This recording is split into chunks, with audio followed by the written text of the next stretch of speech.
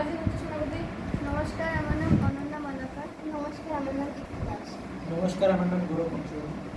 আমাদের এই বিকশিত ভারতে কীভাবে তৈরি করেছি আমরা, সেটা আমাদের সভাপতি দীপ্তি বলবেন।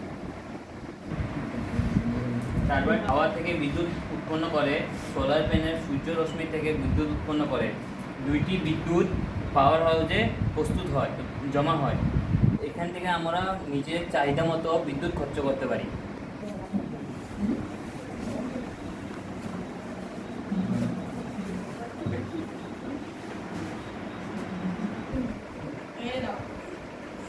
এইভাবে বিদ্যুৎ উৎপন্ন করলে পরিবেশ দূষিত হয় না। সরকার আমাদের সাহায্য দিয়েছে বিদ্যুৎ উৎপন্ন করার। এভাবে বিদ্যুৎ উৎপন্ন করলে আমাদের বিদ্যুৎ চাহিদা মেটাতে পারি।